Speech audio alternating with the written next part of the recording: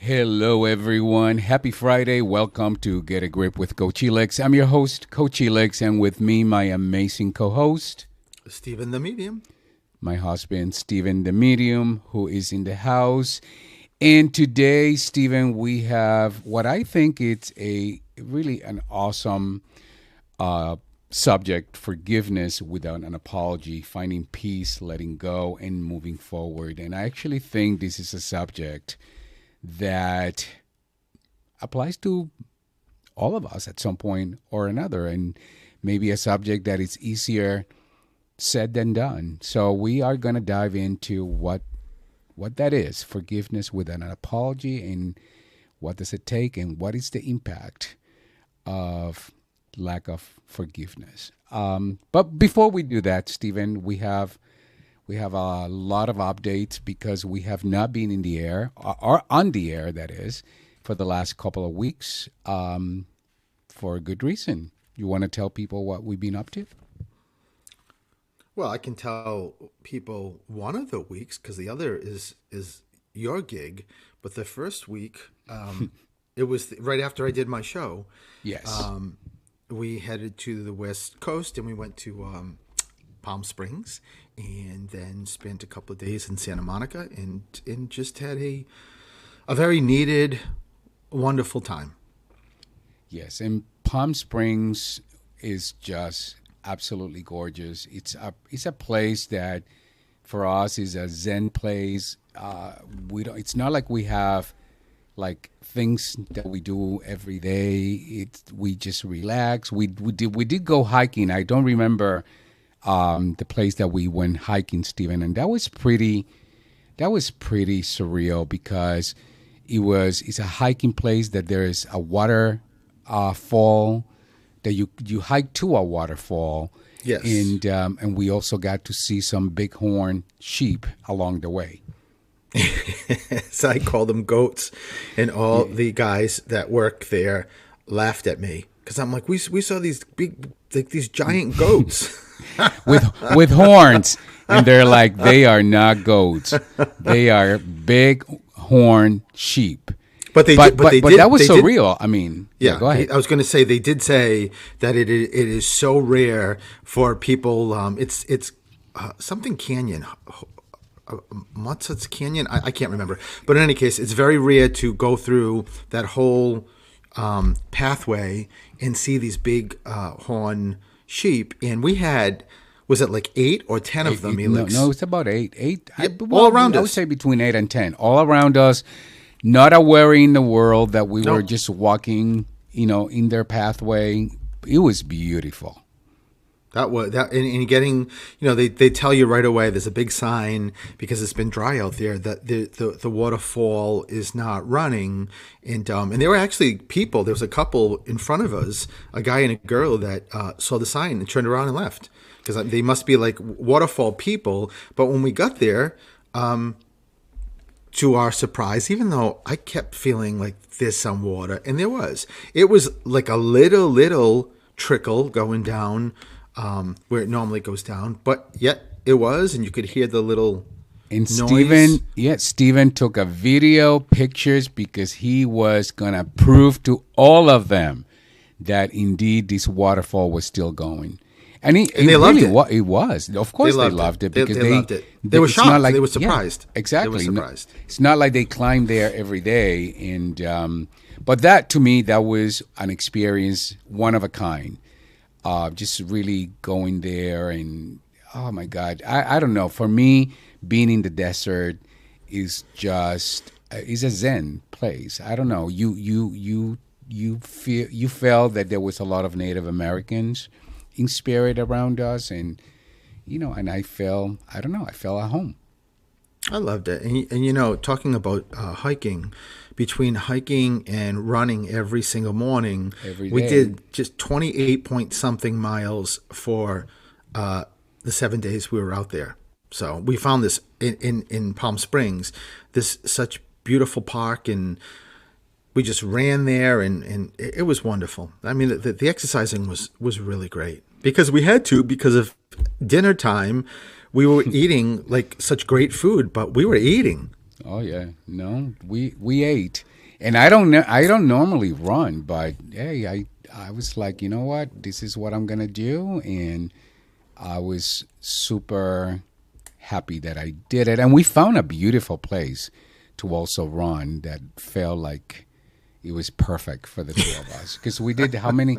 What? Why are you laughing? Nothing, nothing. It was, as I said, it was a beautiful park and a beautiful place. It was. I loved it. And I actually love that you ran because, the last several times we've been there, because it's just where the hotel is, in Rancho Mirage, it's just not conducive really to run. And so I had to go to the gym and go on the treadmill, which I hate. I mean, listen, I shouldn't say that. If I have to and I can't get out and run, then I will. I get it. But there's nothing like being outside and running, especially for me who loves running. Yeah, and I think to be there. And by the way, if you think Palm Springs, it had to be hot as hell. It wasn't. We got up every day very early, like 6 o'clock. Before 7, we were already on the way. Am I like why? What am I saying to make it so funny? No, I just said I just said something to somebody with about you, and What? I said this Puerto Rican's like on a soap opera. Every time a story comes out, it just gets more intense. No, Elix, we never got out at 6. Like We got up at 6. No, Steven, yes, we were did. the Oh, earliest my we were God. out was like I past, didn't little say past up. 7. Can you, David? Can you play this back again? Because I said we got up and out before 7. So around. listen, we took an hour. We didn't shower. We just literally put on running clothes, and then Yeah, because we're going to but- get sweating and run, right? But often we get up, we sit in the balcony, we saw the sunrise, and it was just beautiful. Oh my God, let me have a moment. Don't rain on my parade. But I am not. I am not. It was. But the whole trip listen. was wonderful. listen, the other thing that we did that you sort of skipped over is we went to the spa and we had massages, which were wonderful, but we also had pedicures and manicures. It was incredible. It was. You surprised me with it. I didn't even know you had booked this, and both of us had 100-minute massage, which was and had the same guy. So I went first, and then you went second. But actually, it was perfect because I'm just not a gym spa. I mean, I love having a massage, but I'm not like a sauna guy or like all of that. So, but I loved it because I said to you, Elix, when I'm done and you're going in, I will probably just go back to the room and just wait for you because then we'll go to the pool. And I never left there. That's how beautiful it was. I was just outside in the little cold plunge, and then I was in the whirlpool, and then I was in those little showers that there was one like a lemon and mango. I had to try them all, right? It was amazing. But also, talk about leaving something out. We also got to find out I'm waiting Paul because McCartney was in the room next to us, and we got to briefly just say hi and then do a video in the lobby. And he was doing a concert in Palm Springs or Palm Desert right there, so it was incredible. And I leaned over the deck and looked in his room, and then Elix did, and so. We didn't see him there, but we did see his clothes hanging in the closet. So it was pretty Steven, cool. What? But that was you and like TMI.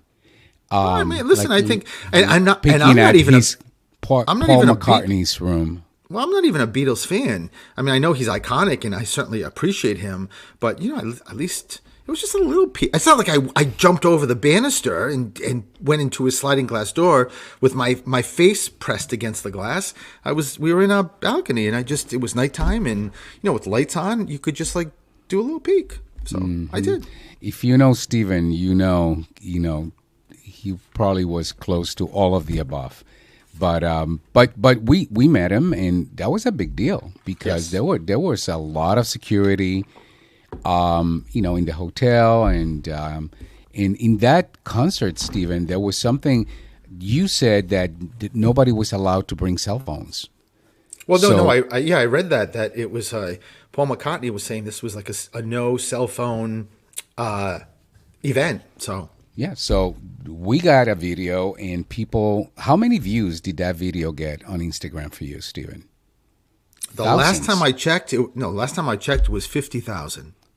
I mean, that's unfreaking believable. Yeah. But that was part of the experience. So everything was wonderful. There was only one thing. This is Palm Springs. We'll go to Santa Monica in a minute. One thing that did not work was dinner at one of the restaurants where Stephen, who is a pescatarian, who is super clear about being a pescatarian, who confirmed and double checked the menu, was given a dish with prosciutto, was it? Yes. Something like that. How incredible, incredibly disrespectful is that? So that was the Yeah. only bad thing. And then L.A., Stephen, I think we loved Fishing with Dynamite. Chef David, the owner, who we know, met us, and that was awesome. And also, we hiked Runyon Canyon. We spent like, what, close to 3 hours, or am I exaggerating? Uh, no, we probably did. We probably did Okay. spend that because you can just go. There's just so many places. I mean, there's parts of Runyon Canyon that are brutal.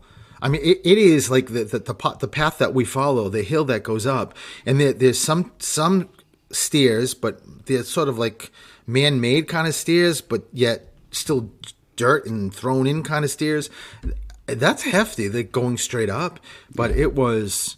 It was The experience gorgeous. was pretty amazing. Yeah, yeah. It I was mean, gorgeous. and Chef David he's the best. He not only owns Fishing with Dynamite, he owns I think four other restaurants, and he was heading to Hawaii for the Hawaiian Food Festival, and the fact that he came to meet us and sat with us was so amazing. It was really really amazing. And most importantly, if you didn't hear, it was my birthday, October 7th. So the trip to California was my birthday celebration, and we celebrated every day. Every day we sent somebody saying happy birthday, and they brought a cake or some celebratory something. Yes. And I loved every single part of it. So don't judge. But you know what? I know that before people judge, we need to go. Our David, our producer today, we need to go on a commercial break. So let's do that, Stephen. And when we come back, we're going to talk about forgiveness without an apology, finding peace, letting go, and moving forward. We will be right back.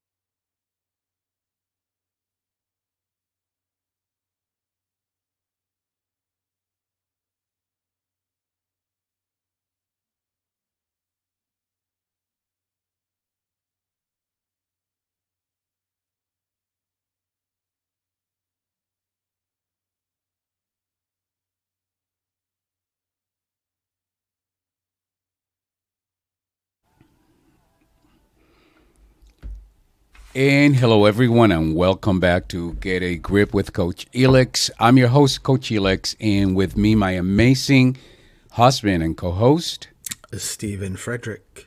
Stephen, the medium, is in the house. And today we are tackling a question that every single one of us has wrestled with at some point or another. What happens when the person or a person you love or a person anyone hurts you and never says, I am sorry?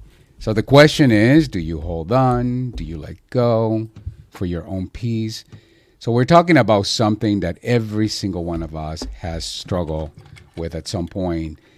And forgiveness with an apology is a really difficult thing to deal with. You know, those moments when somebody hurts you, but they never own it, they never said, I'm sorry, and you're still carrying on the weight all by yourself. And here's the twist also. Sometimes we're the ones who've done the hurting, and forgiving ourselves can be even harder than forgiving others. So that also leads to resentment, the heavy baggage that builds when you don't forgive at all. And resentment steals our energy, it poisons our relationships, and it keeps us chained to the past. And it really hurt us more than it hurts anyone else. So in today's episode, Forgiveness Without an Apology, we are going to unpack all of it.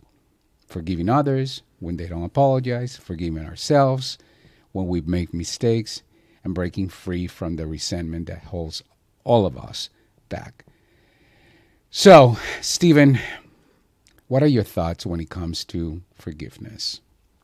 There's a lot of thoughts, really, because I've said to you, I have said this to, I teach courses, under the Spirit umbrella, and I've told my students when we're appropriately in something that talks about forgiveness and looking, at our lives and taking inventory to get into a better place and getting rid of toxic stuff, and I've told them many, many times, I'm sure everyone has heard me say, I think forgiveness is one of the most difficult things to get a handle on. It's just not easy. It's easy for some people, and I think for a portion of people, it's not easy. But why do you think that is, Stephen? Why is it that it's so difficult to forgive? Yeah, I think there's so many levels, right? I mean, I think that I was thinking of this when you were just giving the introduction. I've been around people that something happens and the person that is hurt will respond with, it's all right, don't worry about it. I think that's probably more in a line of not what we're talking about, because it's more of an apology or so. But even if it's not an apology and someone does something and there's people that just say, that's all right, let's move on. And then there's people that do the opposite, that will hold on to it forever. And I think a lot of it has to do with how you grow up, I think, in what you see as a young child and, your experiences with adults. And I'm speaking from my own experience because I've said this before on air. And growing up, my mom was someone, my whole family on my mom's side was a family of, you screw me once and that's it. Like, that's it. There's no exceptions. There's nothing. And when you grow up with that and you see that, I mean, of course, just like any kid or anybody else, you sort of just adopt that, right? And so I'm already coming into the world with that definition or perception of forgiveness. So I'm on the side of the scale that I don't want to be, and I don't even know it. Well, I think it's interesting. I mean, I of course I want to say, so how do you get yourself to the other side? But before you answer that, Stephen, I do want to say something though, because you talk about it has a lot to do with how we grow up. And, I've been very open about my relationship with my dad, even my relationship with my mom. With my dad, I grew up, as somebody who experienced a lot of verbal and physical abuse. And then years later, my dad got sick, and I had to make a choice. I couldn't be there for him in the way that he needed me without forgiving. And I honestly, Stephen, like I have said many times before, it's not like I have an instruction book of how to do it, because I don't know. I just knew that it was something I needed to give up the resentment I felt. I needed to give up the hurt that I felt I was holding on to. I needed to give all of that up. I don't even know why I felt I needed to. I just knew I needed to, and I did. And the same thing happened with my mom, because with my mom, I never experienced physical hurt with her, but I did experience not feeling loved the way a son should feel loved. I felt like I didn't matter. And an example of that is when I got diagnosed with kidney failure in 2008. My mom went on a trip to California while I was in the hospital, and Stephen was in the hospital, hospitalized, by the way, with kidney failure, and she thought the trip to California was, something that was a better choice. So how do you forgive that when in those moments, you're so reminded, oh my God, I'm not as important. I'm not good enough. I'm not worth her time or attention. But as she got sick over the years, as she was here, I don't know necessarily. I think there was a part of me still holding on to some of that resentment, even if she was living with us, Stephen, and I took care. Believe me, nobody knows better than anyone. If you know me, you know I took care of my mom like nobody's business. But even so, I still felt some level of resentment that I was not willing to let go until she got sick, until I knew she was going to pass. And then something took over me, and I just had to forgive, because I felt, Stephen, that not doing so was going to hurt me a hell of a lot more than anyone, including her. She was dying. So, and I'm curious, Stephen, from a spiritual perspective, when you do readings and when you connect with people from the other side, if forgiveness comes into, as part of what people want, or as part of what they get when they come to readings with you.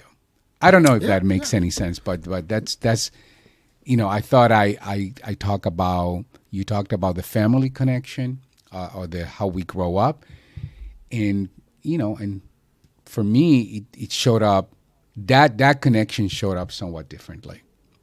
Yeah, but I don't know. It makes sense. Yeah, go ahead. Yeah, of course. But what's really interesting is that you just shared that story with your mother, and I had the complete opposite. My mother treated me like I was 5 years old when I was an adult. She did everything for me.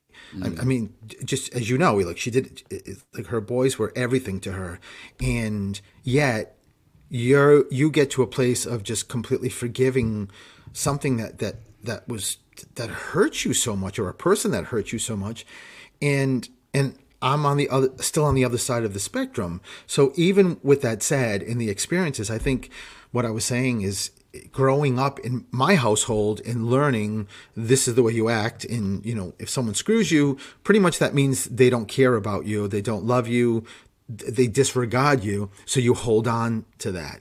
So then I just wanted to say that in answering the spirit question, yeah, I mean, of course, there's a lot of forgiveness chat in readings, and I don't mean it in the way of actually saying the word forgiveness. I just mean it in so many different other ways of giving validations to people I'm reading so that they let go of things, let go of burdens and guilt and stuff they're holding on to that clearly is not theirs to hold on to. They grasped it, they picked it up, and they're holding on to it, and it just keeps snowballing and getting bigger and bigger and bigger.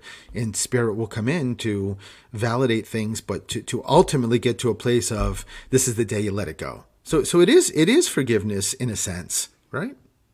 Yeah, it is. And when Stephen, the other thing is when we talked about when you don't forgive, right? And because you're holding on to something, maybe you're holding on to, I'm right, they were wrong, so therefore I don't need to forgive them. Or I'm only going to forgive them when they acknowledge that they did something wrong. I think the moment you do that, that's almost like a way of giving power to someone else or to the circumstance versus it's almost like power over your own peace. And I often think back, Stephen, of that definition of resentment. Somebody defined resentment as you taking poison expecting somebody else to die, but you're taking poison. So forgiveness, holding on to something because we've been hurt, it's like we're taking poison expecting somebody else to get hurt, but the only person that's getting hurt is ourselves because we're the ones taking the poison. So this is a way, Stephen, I hope that makes sense, to you, but it's a way to invite you, our listener, to think about what is that, how does that play for you in your own life? And, who are you holding resentment against, and why are you holding resentment against that person or individual, and what is it costing you? Because I think that the cost is pretty significant. But you know what we're going to do, Stephen? We're going to take a break because I just noticed it's 30 past the hour. Do you like that? And when No, we come half back, past, Felix. half Half past the past the hour. hour. Yeah. Okay, when we come back, we'll continue with this conversation about forgiveness. We'll be right back.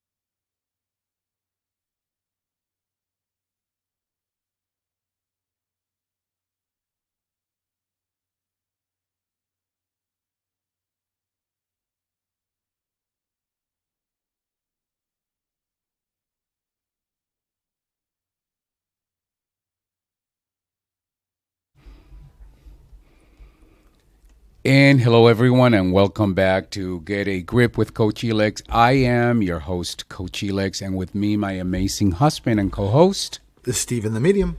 Stephen the Medium, is in the house. And today we are having an intimate, thought provoking conversation about forgiveness. Forgiveness without an apology, finding peace, letting go, and moving forward. And Stephen, we've talked about in the last segment about how we grow up, our culture influences how we view forgiveness, the impact of forgiveness. But I think we've been talking about forgiveness when it comes to somebody doing something or us forgiving someone else. I think there's also, or perhaps the hardest part of forgiveness is forgiving ourselves. When, maybe you said something in anger, maybe you failed to do something or show up, or you feel you've let someone down, and then you carry that guilt or that make wrong with yourself ever since. And I know, Stephen, that comes up for you because sometimes the worst thing that could happen is something like that happen. We've said something, we haven't spoken to someone, we've been holding on to, this resentment, and then the person dies. And then we just carry that guilt with us for the rest of our life. So what would you say, Stephen, as a medium, about forgiving oneself? Why does that matter? You're asking me? Yes, I am asking you. Listen, pun intended. Yeah, if I could do that, I would have. I'm sure I'd have a better answer. I mean, everything you just said about taking poison and want someone else to die, all of that makes sense, and all of that is true. And yes, when you're holding on to things, I can't really necessarily talk about my own experience, but I can definitely talk about when I do readings. Yes, I can see people's auras, right? When someone comes into me, I can actually see what's going on with them, and this particular colors and the way their auras are shaped. I can tell whether someone's holding on to something that is not positive. So and I know that after the reading, when the person leaves, I would say like 100% of the time things shift and change for the better. And I receive emails from people. I just did a live last night, and I got a message from, and I don't remember all the people I read, but it was a message to me saying, "You read me and my dad a couple of years ago, and I lost my mom, and my dad lost his wife, and just gave me compliments about the reading, and just said, we listen to that reading or recording over and over again, and we definitely do, and to come back and to see you." But in the crust of that email, you can tell that what she gave him in that reading, and his father, what this woman in spirit gave her son and her husband, was an element clearly of forgiveness. Because it was one element, I don't remember which one it was, that wasn't there when she actually passed away and was holding on to it. And just the comment, or that the body of that email, just really goes to show you that what she gave, they're holding on to, what she gave in the reading, that is, and they're holding on to, and it just makes them feel better. And really what that is doing is forgiving themselves.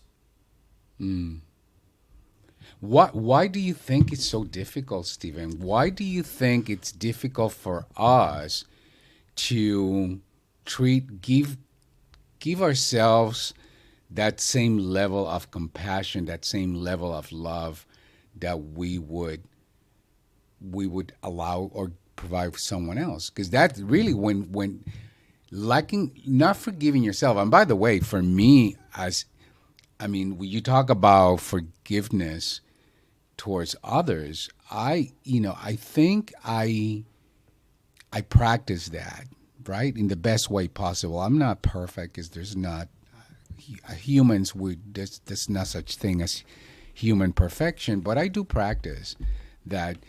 However, I do have a hard time with self forgiveness. I have a hard time, like, loving myself. I have a hard time giving grace to myself, almost because not doing so is a way to punish myself, which is a way of not forgiving myself. You get what I'm saying, Stephen? So I do. why is that so difficult for us? Well, I think, first of all, just like what I was talking about me, you're talking about yourself. We're not alone in this. I'm Hmm. sure there are millions of people that will listen to us right now and connect with that and say, yeah, I mean, I don't understand, like how and why is this happen? Or why is it happening? And I think, again, from my experience, from my connection to spirit, whether you agree with me or disagree with me, which is fine, but I really don't think that somebody can, like what you just said, Elix. I don't think that you can get to the level of forgiveness for somebody else unless you are already there yourself. And what I mean I by that agree. I is, if agree. if somebody, is saying, I have a very difficult time forgiving myself or giving myself grace, I don't like myself, and say they do whatever they need to do to go through that, go through why they're feeling that way, feel those feelings, and get on the other side. To the other side, meaning, I am now, I can forgive myself. I love myself. I want to give myself grace. If I screw up, I will just be kind to myself. I guarantee you, when that person gets to the other side and something happens with somebody else that they need to forgive, I guarantee you that forgiveness to somebody else is going to look a whole lot different than when they were in the original spot of not liking themselves. You can put on a show, and I don't mean that in a very, in any kind of negative connotation, like, well, it's fake, but it sort of is, in a sense that you can, I'm sorry, that's okay, it's okay, I'll forgive you, and I'm good, we're all good. But there's got to be some element that's still sitting in that subconscious saying, yeah, you're not really forgiving them. How can you, Elix, if you're not able to do that to yourself? I agree with you. I mean, I struggle with that concept, but I see where you're coming from, and I definitely agree with you. Now, I work as a coach, as an executive coach. Of course, I work with clients who, bring all kinds of, life and work experiences. But something that does come to mind recently is somebody, this executive who, her biggest complaint was that she just didn't have love in her life. And then, part of the conversation was she just didn't feel that she deserved to have love in her life. And that that came from a place of not forgiving herself for something, right? For something that happened in her life. And until she was able to work through that, there was no opening for real love to come into her life, because she was closed up. And I think, I mean, I've been to your readings, to many of your readings. Just when you do groups, I'm there every single time. And I think that's a constant message that I hear you deliver from spirit to us, that, we have to embrace self-love. We have to embrace self-compassion, because unless you embrace that for yourself, there is no chance, in hell that you can do that for anyone else. I agree, Elix, and let me just be very clear. I want to make sure that anyone that's listening to this doesn't think I mean, like if you're having an issue with yourself and forgiving yourself, that what you're giving anybody else in forgiveness is just fake, completely fake. I don't mean that at all. I think the best way to describe what I'm saying is that it would almost be like if you have a server, like someone serving drinks. Say that just focus on drinks. In that, say they're serving like the old school, like you're coming out of the place and you're going to the car, like an old drive-in or something, Mm-hmm. and that the server has a tray of drinks, like several glasses of drinks, and the foundation under her feet, the ground, is like not good. And then every couple of minutes, it's like almost like an earthquake. It sort of, she loses balance, and then of course because she loses balance, drinks or the liquid falls out of the cups a little bit. But when she gets to her destination and she gives the glasses or drinks to people in the cars, they're happy. They look like, some looks like it's missing, well, of course, because it fell out. In her eyes, she did good. Like, she got the drinks there because that's all she knows, right? The server, or he knows, I shouldn't say she, he or she knows, that's their foundation. That's what they're used to because they haven't really looked at their own selves and their internal selves to fix that foundation, versus once you figure that out and then the foundation is completely flat and doesn't move, it's a whole different ballgame. You don't have sticky stuff on your hands, it's not on your clothes. All the liquid or drinks, whatever, are in the cups, and you give somebody that you're serving a complete full cup or glass of what they asked for. So those are sort of the two different things. The first one doesn't mean that he or she didn't think like, oh, I'm fake, I'm not doing it. Well, based on what they know, that's what they're doing, right? So I just wanted Yeah. to make sure I clarify that. No, I think that was an important clarification. And but now the only other thing I need to clarify, Stephen, is that we do need to take our last commercial break. So let's do that and stay with us. Hang in there. We will continue this conversation about forgiveness. We'll be right back.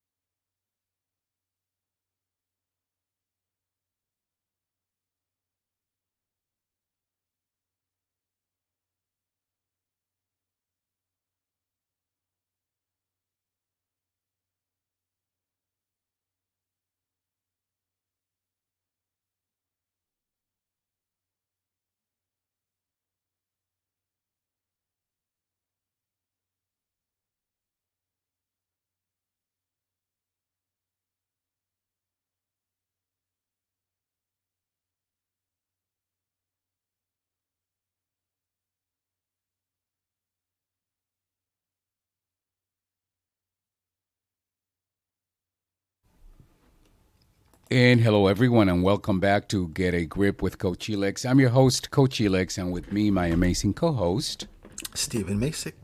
Stephen the Medium, who's my husband. And today we are talking about forgiveness without an apology.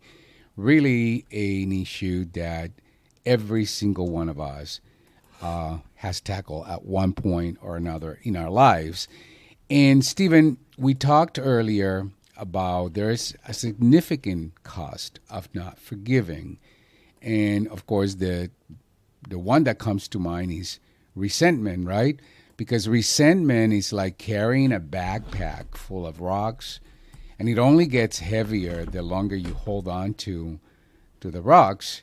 And it doesn't really punish the other person, it really just punishes ourselves. And like I said, it's like drinking poison, expecting the other person to die. And ultimately, the only one that gets hurt, that gets sick, it's you, it's us. And I would say, Stephen, resentment robs us of joy. It definitely clouds our relationships, and it certainly keeps us chained to the past, which, if we're chained to the past, then we're not prepared to look at our future with a clean slate. So, what do you think about that, Stephen? And what else? What other costs do you think holding on to forgiveness? What other things does it cost us? I think there's so much that it costs us, really.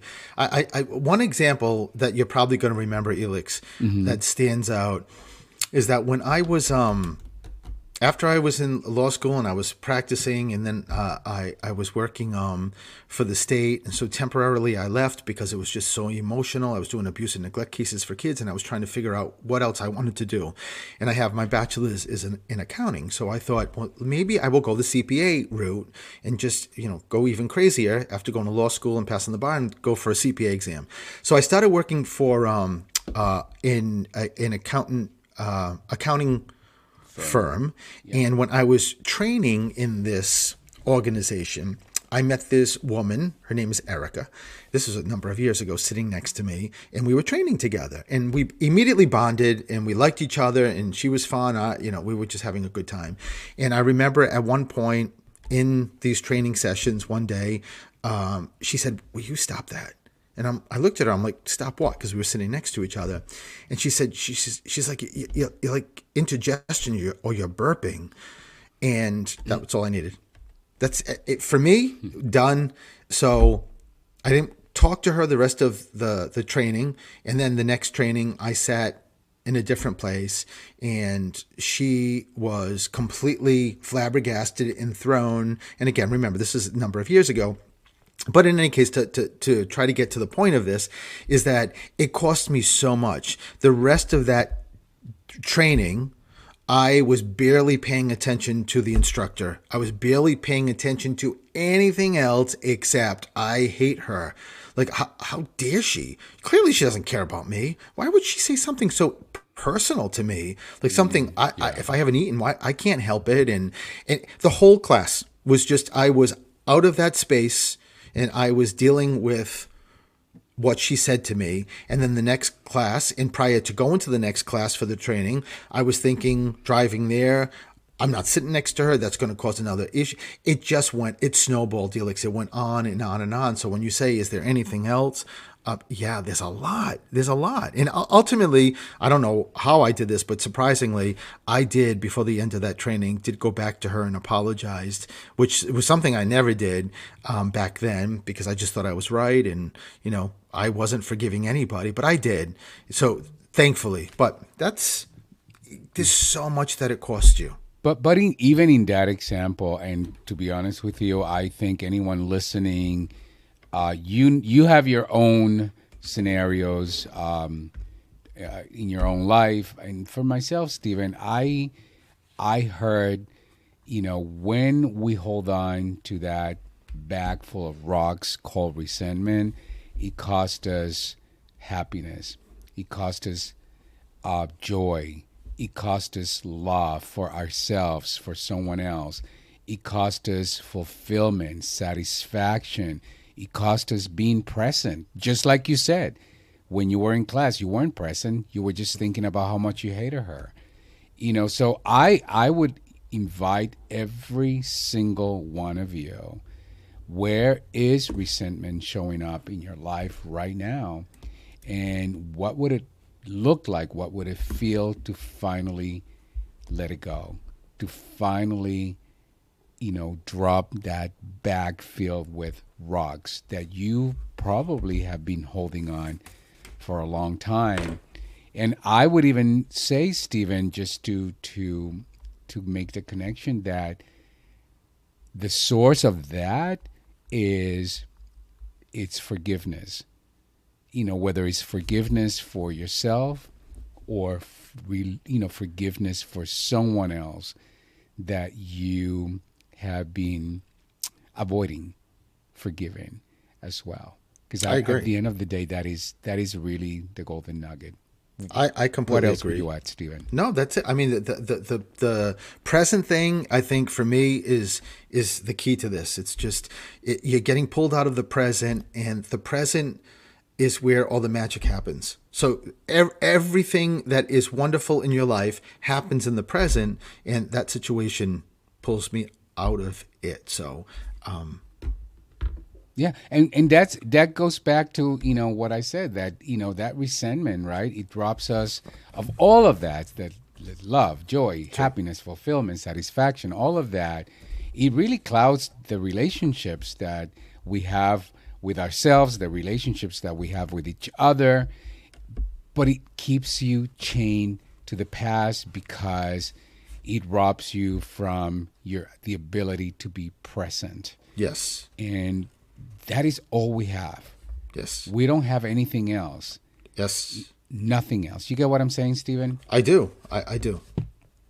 So again, that would be my invitation to you. And as we get to the top of the hour, we're just about. Elix, I was Yeah. texting you. I told you I have a reading at 2, so I have to go. So But thank you, before you everybody. go, Stephen, tell people where to find you and what you're up to. So if you're local, this week, Sunday, I have an event, but that is sold out. So on the 25th of October in the Barnes & Noble Hyannis store, 2 to 4, come see me. I'm doing a book signing and some readings. And the next day on the 25th it is. And on the 26th, I am doing an event in Dartmouth, Mass. It's a fundraiser, 2 to 4 also. So just hit my website, Stephen the Medium, and you can find me on social media and you can see my schedule. So, but listen, thank you. I normally don't usually have readings, but I had to put one in at 2. So I am going to. You go and make that happen.